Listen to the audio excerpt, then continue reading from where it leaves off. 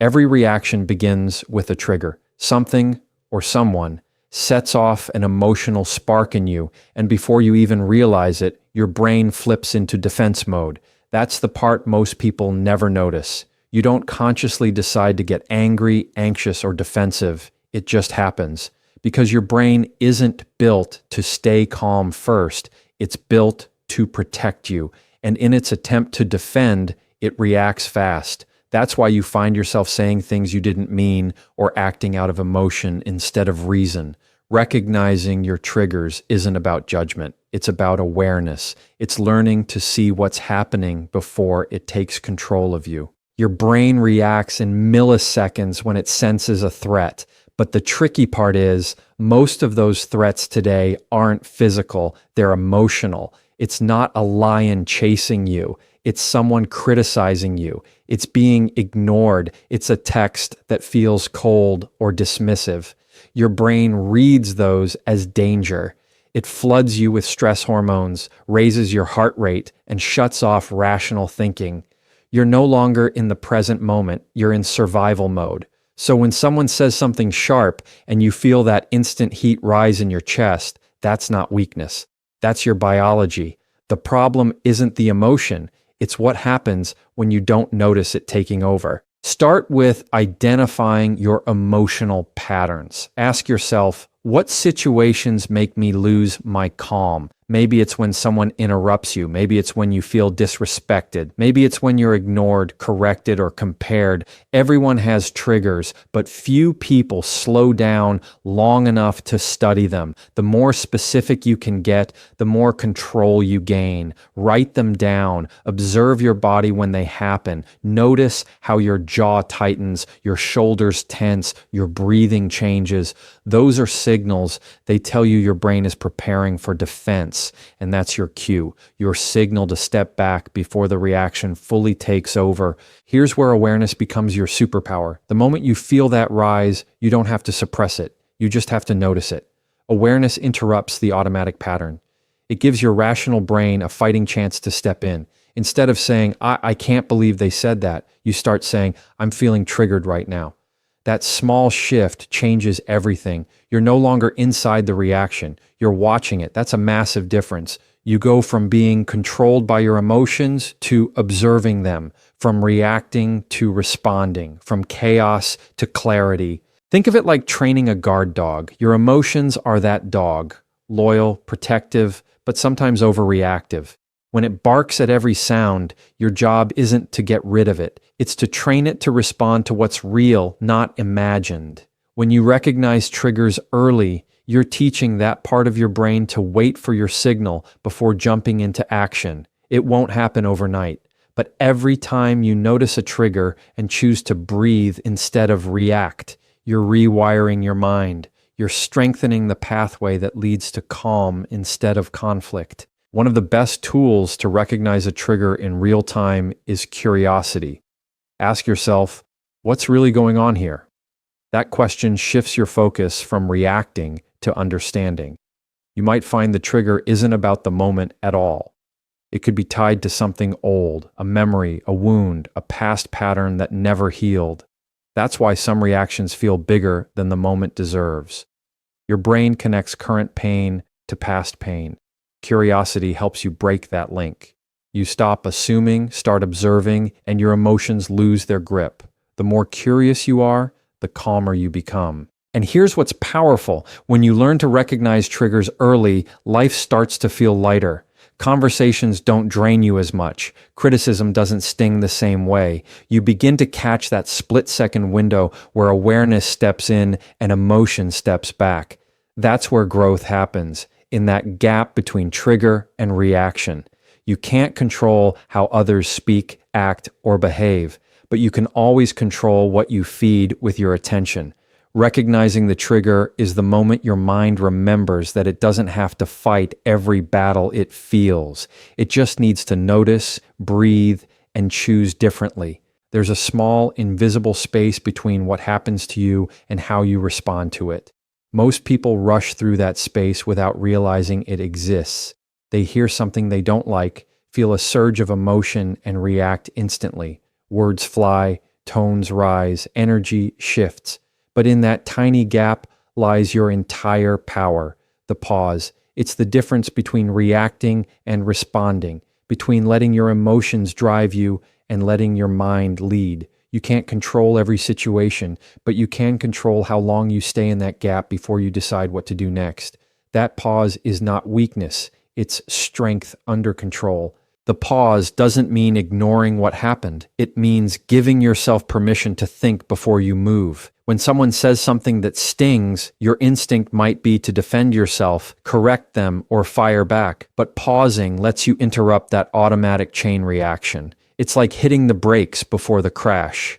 The moment you pause, you engage a different part of your brain. The rational, logical one that sees the bigger picture. The part that asks, is this worth my peace? Instead of matching energy, you manage it. Instead of feeding chaos, you protect calm. That's what the pause is for. Not silence for silence's sake, but silence that gives you clarity. Most people underestimate how powerful silence can be. When you pause, others might think you're unsure, but really you're in control. You're choosing not to give your emotions the microphone. That one deep breath, that single second of stillness gives your nervous system a chance to reset. The stress chemicals in your body start to settle, your heart rate slows down, and your mind clears enough to see what's really happening. That's why reacting immediately almost always feels worse afterward, because it comes from the heat of the moment, not the truth of the moment. The pause protects you from that. Practicing the pause is like building a muscle. You don't master it in one day. You start small. When you feel irritation, take one breath before speaking. When you feel criticized, wait 3 seconds before answering. When you feel misunderstood, listen all the way through before defending. Each pause rewires your brain's response system. It teaches your mind that not every emotion needs immediate expression. Over time, the pause becomes natural. You begin to notice that you're calmer in situations that used to set you off. The reactions that once came automatically start to lose their urgency. Pausing isn't avoidance. It's emotional maturity. It's saying, I'm allowed to feel angry, but I don't have to act angry. It's the quiet confidence of knowing that your emotions are valid, but they don't define your next move. The pause gives you a chance to separate what you feel from what you'll do about it, because if you respond while you're still heated, you're letting temporary emotions make permanent decisions. The pause stops that cycle. It gives space for reason to return. It gives you control over the one thing that truly matters, your reaction. There's something deeply powerful about not reacting when everything in you wants to. When someone provokes you and you simply breathe, that's discipline. When a situation feels unfair and you don't rush to argue, that's emotional control. When you can hold your tongue even when you know you're right, that's wisdom. The pause doesn't make you passive, it makes you intentional. You're not ignoring the problem. You're choosing the timing, tone, and clarity that give your response more impact. You start responding from purpose, not pressure. That's where the real shift happens. And once you master that pause, you begin to notice how different life feels. Conversations become easier. Arguments lose their power. You no longer chase validation or try to win every exchange. You're not controlled by every word, tone, or look that comes your way. That small moment of pause turns into peace that lasts long after the conversation ends. The gap between stimulus and response becomes your sanctuary, the space where calm lives, where clarity begins, and where your best self shows up. Every reaction you have is shaped by how you interpret the moment. The brain doesn't respond to facts. It responds to perception. Two people can experience the same event and walk away with completely different emotions, not because of what happened, but because of how they framed it. When you reframe a situation, you're not denying reality. You're choosing how to see it. Instead of saying, they disrespected me, you start asking, what else could this mean? That question alone softens the emotional charge. It shifts your focus from defense to understanding. from judgment to curiosity. Retaliation feels satisfying in the moment, but reframing gives you control that lasts. Your mind naturally jumps to conclusions when it feels threatened.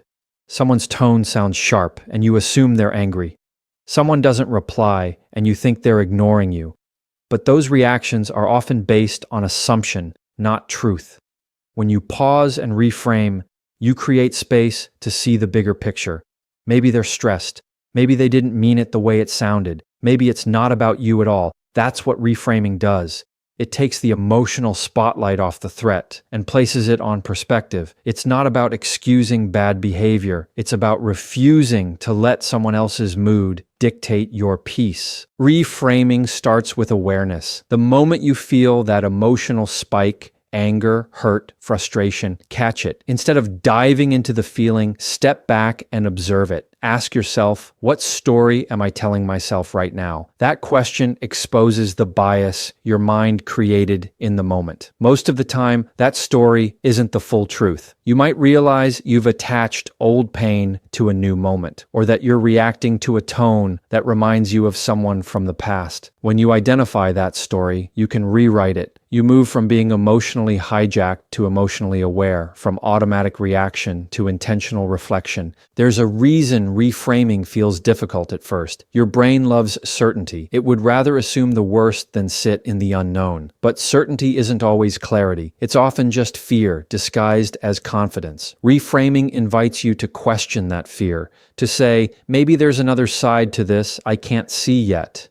That doesn't mean you let people walk over you. It means you stop walking into emotional traps. You stop letting every miscommunication or disagreement become proof that people are against you. Reframing teaches you to respond with understanding instead of escalation, and that change rewires how you see almost everything. Think about the last time someone snapped at you. Your first instinct might have been to match their tone, defend yourself, or shut down. But if you had paused and reframed, if you had thought maybe they're having a bad day, your emotional temperature would have dropped immediately. The situation might not have changed, but your energy did. That's the quiet power of reframing. It takes the focus off the problem and puts it on your response. You stop feeding the negativity and start grounding yourself in calm. That calm becomes contagious. It turns confrontation into conversation, tension into understanding, and defensiveness into self-control. The truth is, reframing is one of the most practical tools for emotional strength. It doesn't require perfection. It requires perspective. You don't have to like what happened, but you can still decide how you'll interpret it. Instead of thinking, they embarrassed me, you can think, this is a chance to practice composure. Instead of, they made me angry, try, they gave me an opportunity to stay calm. That's not toxic positivity. That's emotional strategy. You're training your brain to look for growth instead of grievance. Every time you reframe, you teach your mind that peace is more important than proving a point. And when you live from that mindset, life starts to change in ways you don't expect. People's opinions lose their sting. Arguments feel less personal. You stop replaying negative moments in your head because they no longer define your peace. Reframing becomes your filter, the mental tool that keeps you grounded when everything else feels chaotic.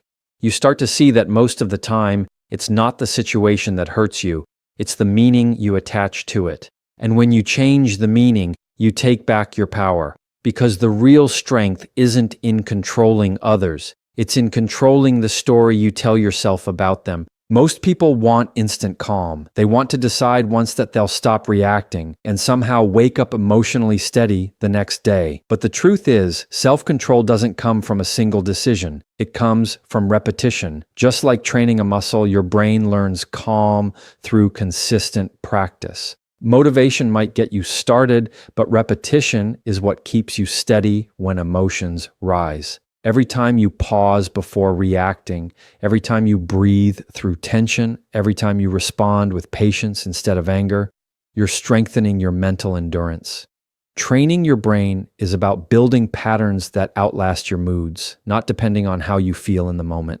Your reactions are habits. The way you respond under pressure isn't random. It's wired through repetition over years of experiences. That's why you can't just tell yourself to be calm and expect it to stick. You have to train that calmness like you would train any skill. Each small practice moment in traffic, at work, during an argument becomes a repetition. At first it feels awkward. You'll slip up. You'll react too fast sometimes. But those moments aren't failures. They're feedback. They're your brain showing you where the old wiring still runs deep.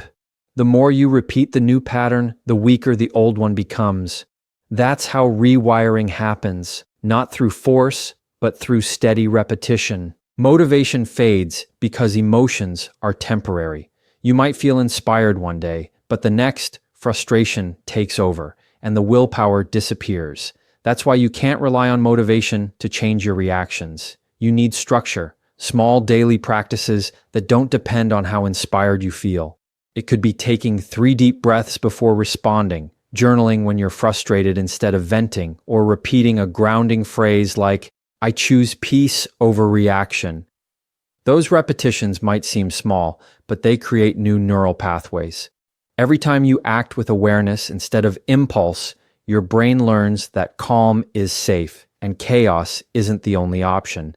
The most powerful training happens in real-life tension. You can't fully prepare for emotional moments in theory. You train through experience. When someone challenges you, that's your practice. When plans fall apart, that's your practice. When someone disrespects you, that's your practice. Each of those moments gives you a chance to choose differently than before. Over time, your reaction time slows down, not because you're suppressing emotion, but because your brain learns to check in first. That pause becomes automatic. What used to trigger instant defense now triggers reflection. The repetition transforms you from reactive to responsive without you even noticing it happen. There's no finish line to this kind of training. Emotional control isn't a one-time achievement. It's an ongoing process of self-awareness. Even people who seem calm all the time still train their minds daily. They reflect, they reset, they repeat, because calm isn't something you have, it's something you practice. When you commit to repetition, your brain starts trusting your process.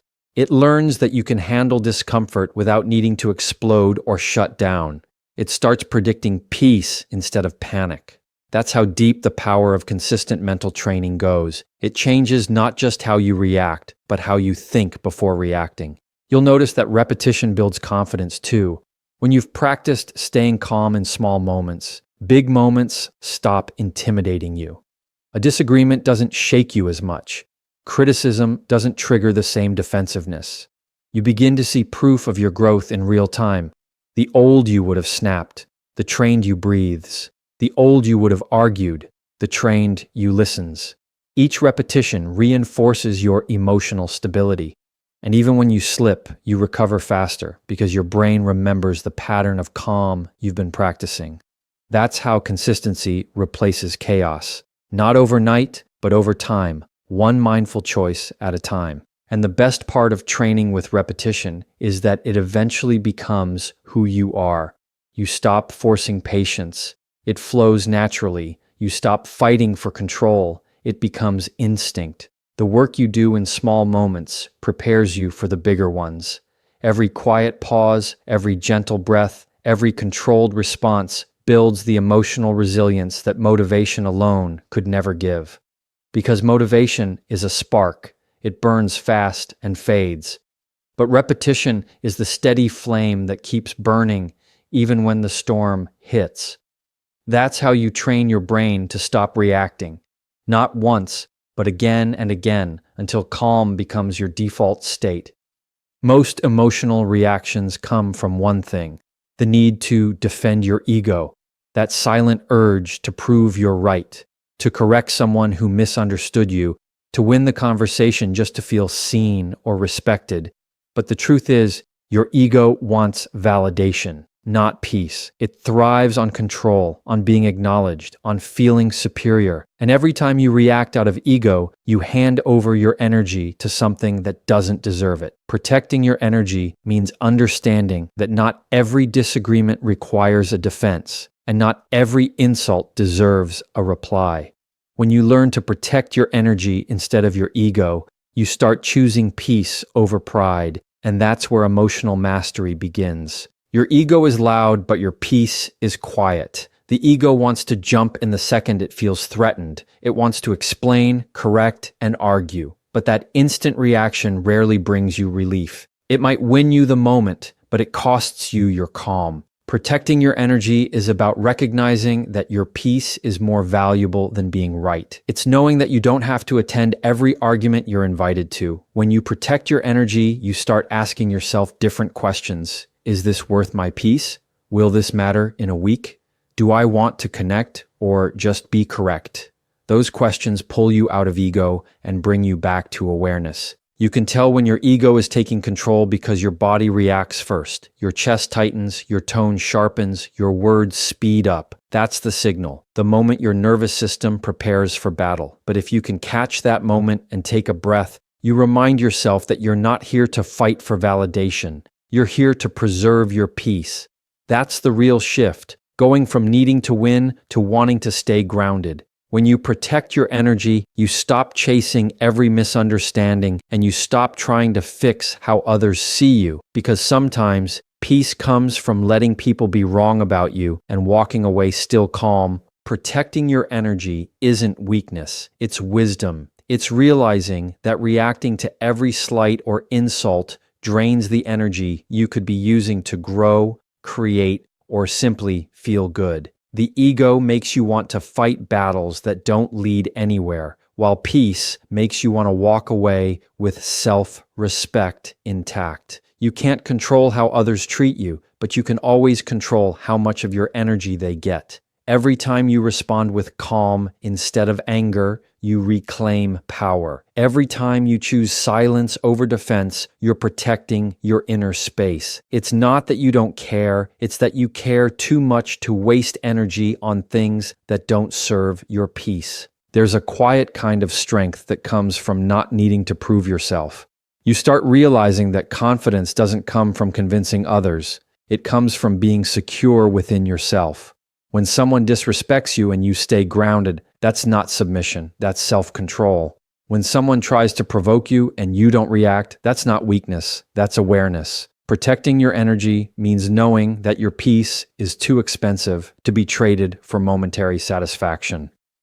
The ego seeks attention, but peace seeks alignment. When you choose the latter, you start operating from a place of strength, not sensitivity. This kind of emotional discipline takes practice. Your ego will test you often, especially when you're tired, stressed, or triggered. You'll feel that pull to respond, to prove, to correct, but each time you resist that pull, you reinforce your strength. You're not ignoring your emotions, you're managing them. You're reminding yourself that self-respect doesn't require performance. The people meant to understand you will, and those who don't aren't worth the reaction. Protecting your energy turns into a quiet filter. It keeps what drains you out and what nourishes you in. That's how you start living lighter, calmer, and more focused on what truly matters. And when you finally learn to protect your energy more than your ego, everything around you begins to shift. You stop feeling exhausted by other people's behavior. You stop needing to be the loudest voice in the room. You stop taking everything personally. You realize that your peace doesn't depend on how others treat you. It depends on how you treat yourself in the face of it. That's what protecting your energy really means. Choosing to stay centered when everything around you tries to pull you out of alignment. Choosing stillness over reaction, and remembering that silence sometimes is the loudest form of strength.